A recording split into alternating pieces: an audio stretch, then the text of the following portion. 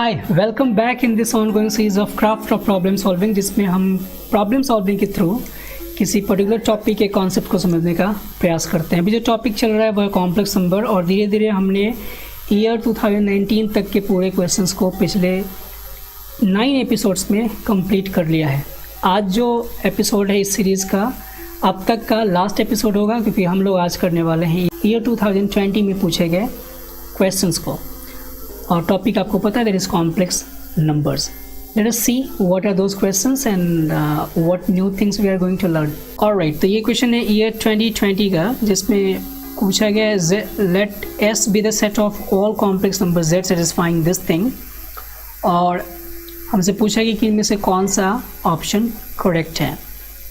तो इस क्वेश्चन को हैंडल करने के लिए मैं ट्रायंगल इनइक्वालिटी को यूज़ करना पड़ेगा, जिसमें ये एक रिवर्स ट्रायंगल इनइक्वालिटी कहा जाता है, बट डजंट मैटर।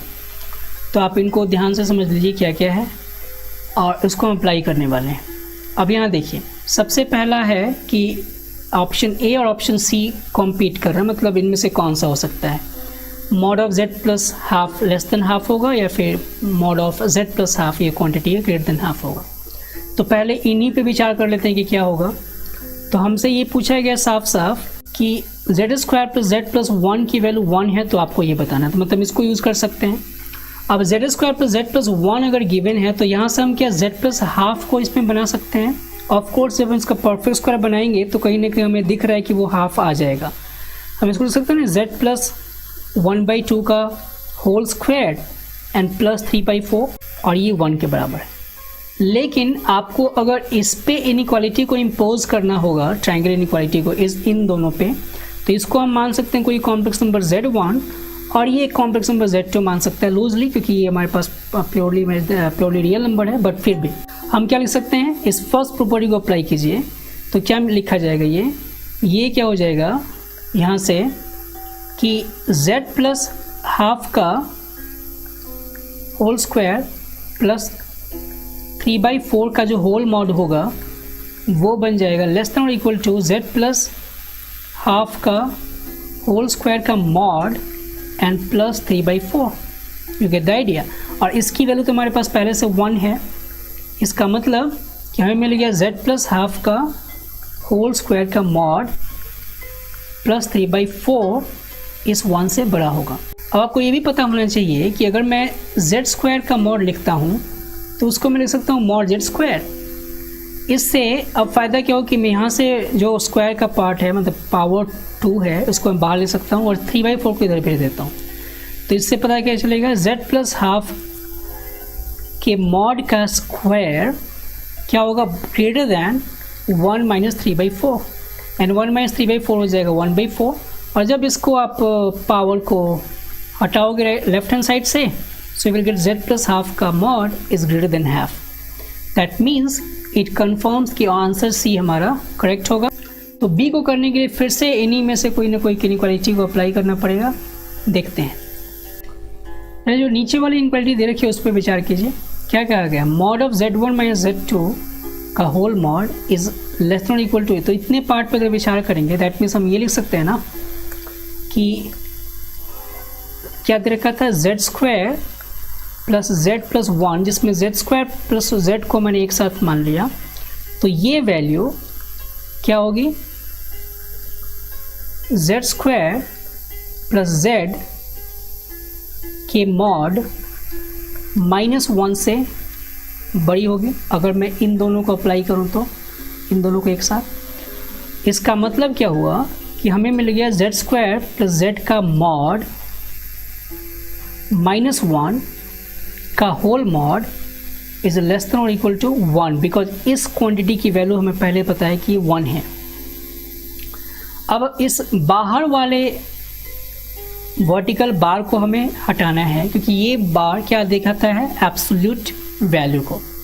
तो जैसे मैं इस एब्सोल्यूट वैल्यू को यहाँ से हटाना चाहूँगा तो हमें क्या मिलेगा, ये मिलेगा z स्क्वायर प्लस z का mod -1 should be less than 1 and should be greater than -1। जहाँ से इतना तो कंफर्म है कि z स्क्वायर प्लस z का मॉड जो होगा वो 2 से लेस होगा, और इधर तो हो जाएगा 0। सो ये तो लेफ्ट हैंड साइड का पार्ट इम्पॉर्टेंट नहीं है।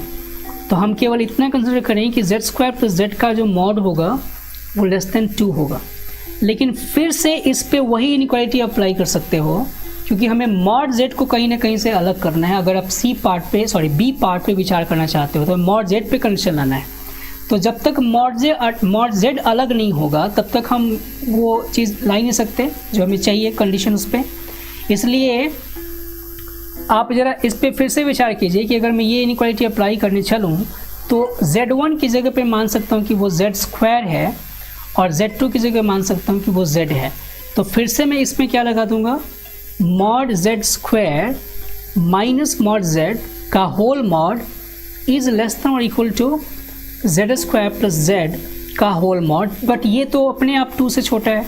इट मीन्स कि we can write mod z square minus mod z less than और equal to 2, that means whole mod यहाँ पे है।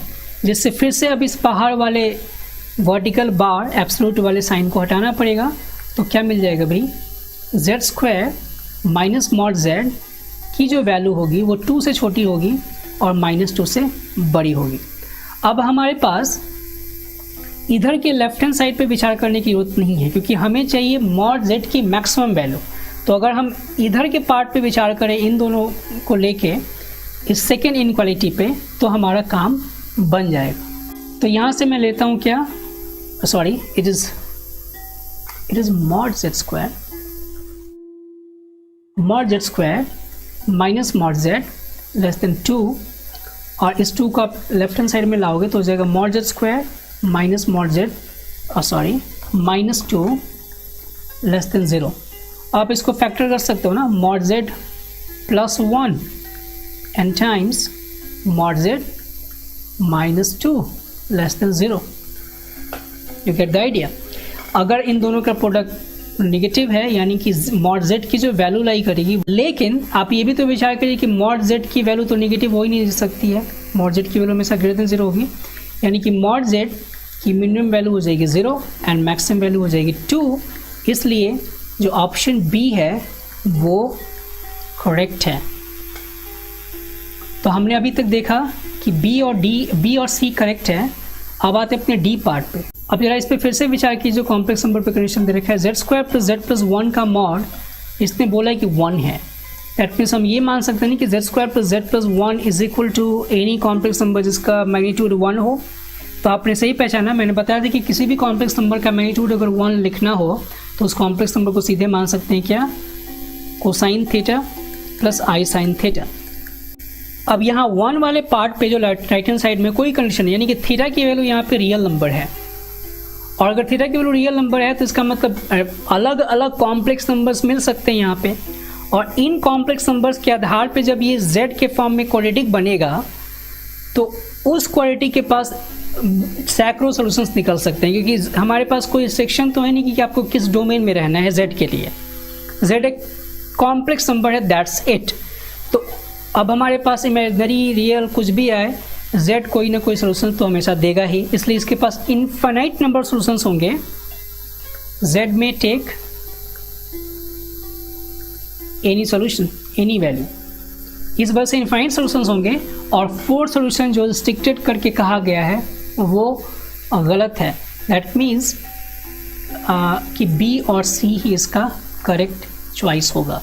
अब बढ़ते हैं अगले क्वेश्चन पे, और इसमें क्या पूछा गया ये देखिए। For a complex number z, let real part of z denote the real part of z of course. Let s be the set of all complex numbers z satisfying this thing. z to the power 4 and minus mod z to the power 4 is equal to 4iz square, और then the minimum possible value of z1 minus z2 के mod का square. तो आप जरा पहले इस equation को simplify करने का प्रयास कीजिए। तो मैंने पहले लिख दिया है z to the power 4 minus mod z to the power 4 4iz square. अब हम इस मॉड z स्क्वायर को लिख सकते हैं z बार। तो मैंने यहाँ पे मॉड z स्क्वायर को लिख दिया z बार, और एक स्क्वायर तो रह जाएगा। हमने क्या किया कि इस पार्ट को 4iz स्क्वायर को लेफ्ट हैंड साइड लेके गए, उसमें से z स्क्वायर कॉमन ले लिया, जिससे हमारे पास पहला टर्म मिलेगा z स्क्वायर, दूसरे टर्म में मिलेगा z बार का स्क्वायर, और तीसरा टर्म मिल जाएगा 4i नेगेटिव के साथ। z स्क्वायर 0 से इक्वेट होगा तो दे सकते हैं z इज इक्वल टू 0, या फिर ये क्वांटिटी 0 हो जाएगी।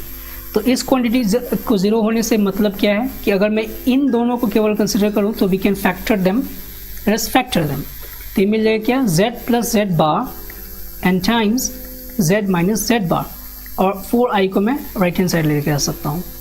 यहाँ से z प्लस जेड बार को लिख सकता हूँ मैं 2x, because z of course से कॉम्प्लेक्स नंबर माना जा सकता है x प्लस आई वाई, तो मैं मान के भी बता दूँ z है x प्लस आई वाई, और यहाँ z माइनस जेड बार हो जाएगा क्या 2iy, और यहाँ हो जाएगा क्या 4i, जिससे ये i सब कुछ हट जाएगा और हमें मिल जाएगा केवल X Y is equal to 1, because 2 times 2 4 भी कैंसिल हो जाएगा। अब X Y is equal to 1 क्या रिप्रेजेंट करता है, इट इज़ अ हाइपरबोला। और कैसा हाइपरबोला है, रेक्टेंगुलर हाइपरबोला। ये एक रेक्टेंगुलर हाइपरबोला है और इस वजह से हम इसको ड्रॉ भी कर सकते हैं लाइक दिस। तो ये तो हो गया हाइपरबोला। अब इसके बाद इसने कहा है कि z1 z2 के मॉड का स्क्वायर, यानी कि इस इक्वेशन के दो सॉल्यूशंस हैं z1 z2। दैट मीन्स कि इस हाइपरबोला के दो पॉइंट्स होंगे z1 z2 और उनके बीच का जो डिस्टेंस होगा उसका स्क्वायर मिनिमम होना चाहिए। लेकिन आप यहाँ देखो कि कोई भी पॉइंट होंगे तो उनके बीच का गैप 0 होगा अगर मिनिमम लेना है तो। लेकिन कंडीशन क्या है कि real part of z1 less greater than 0 होना चाहिए और real part of z2 less than 0 होना चाहिए। मतलब कि z1 लाई करना चाहिए इस ब्रांच पे और z2 लाई करना चाहिए नीचे वाले ब्रांच पे, मतलब फोर्थ क्वाड्रेंट वाले ब्रांच पे। तो z1 को अगर इस ब्रांच पे कहीं भी लोकेट करोगे तो मान लेते कि वो यहाँ पे लोकेट हो रहा है और z2 यहाँ पे लोकेट हो रहा है, तो इनके बीच का गैप मिनिमम कब होगा, जब वो exactly y is equal to X line के ऊपर हों। और चूंकि X Y is equal to 1 है तो ये एग्जैक्टली कौन सा पोजीशन लेगा, आपने सही पहचाना होगा 1,1, और ये z2 एग्जैक्टली कौन सा पोजीशन लेगा, -1,-1। तभी इनके बीच का डिस्टेंस क्या हो सकता है, मिनिमम। चूंकि इनके बीच के डिस्टेंस के स्क्वायर को निकालना है तो हम केवल कितना करेंगे, 1 + 1 का स्क्वायर एंड देन अगेन 1 + 1 का square, and you will get what, 4 + 4 that is 8, and that should be the correct answer we have. Alright, so that's it for today. और इस तरीके से हमने पूरी सीरीज़ को कंप्लीट कर लिया है, craft of problem solving on complex number. और इसमें हमने ईयर 2007 से लेके 2020 तक के वैसे क्वेश्चंस को शामिल किया था जो जेई एडवांस में पूछे गए हैं या फिर जेई एडवांस लेवल के हैं। बट प्लेलिस्ट में आपको कॉम्प्लेक्स नंबर के क्वेश्चंस देखने को मिलते रहेंगे। जैसे ही मुझे कोई क्वेश्चन ऐसा लगेगा जो कि कॉम्प्लेक्स नंबर में इंपॉर्टेंट है, जिसको उस प्लेलिस्ट में डालना चाहिए क्राफ्ट ऑफ प्रॉब्लम सॉल्विंग के प्लेलिस्ट में, तो वहाँ मैं उसको डाल दूँगा। और जैसे ही 2021 में जेई एडवांस का पेपर होगा और उसमें जो कॉम्प्लेक्स नंबर के क्वेश्चंस होंगे तो उनका भी सोल्यूशन मैं इसमें शामिल कर दूंगा। And similarly it is a never ending playlist. So यहाँ तक का क्राफ्ट ऑफ प्रॉब्लम सॉल्विंग का सफ़र हमारा समाप्त होता है। किसी और क्राफ्ट ऑफ प्रॉब्लम सॉल्विंग में फिर आगे मैं आपसे मिलूँगा किसी दूसरे टॉपिक को लेके। सो टिल देन आपको फिर से स्टडी करना है एंड देन प्रॉब्लम सॉल्विंग पे फोकस करना है and just do math. Thank you very much.